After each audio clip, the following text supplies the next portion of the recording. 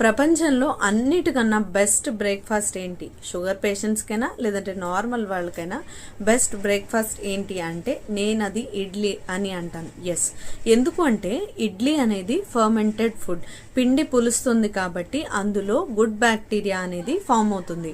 ఆ బ్యాక్టీరియా మన గట్ హెల్త్కి అంటే పేగుల యొక్క ఆరోగ్యానికి చాలా ఇంపార్టెంట్.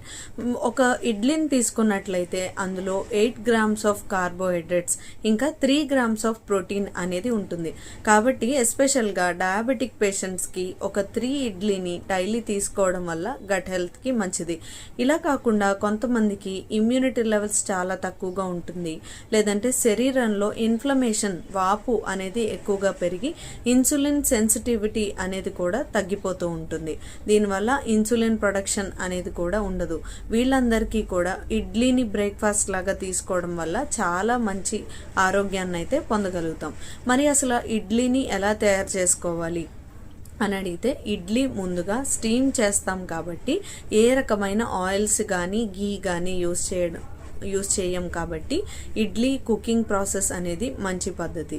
దీంతో పాటుగా అసలు పిండిని ఎలా తయారు చేసుకోవాలి అంటే, ఇడ్లీ రవ్వకి బదులుగా మిల్లెట్స్ని పౌడర్ లాగా చేసుకుని మనం యాడ్ చేసుకోవచ్చు.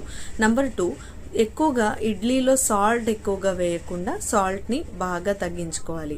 నెంబర్ 3, ఇడ్లీని చట్నీతో కాకుండా సాంబార్తో కానీ లేదంటే ఏదైనా ఆకుకూరతో చేసిన పచ్చడిలాగా కానీ తీసుకోవడం వల్ల మంచి ప్రోటీన్ అనేది అందుతుంది. సో ఇడ్లీ అనేది బెస్ట్ బ్రేక్ఫాస్ట్ అని నేను అంటాను. ఈ మెసేజ్ని ఎవ్రీ పీపుల్కి షేర్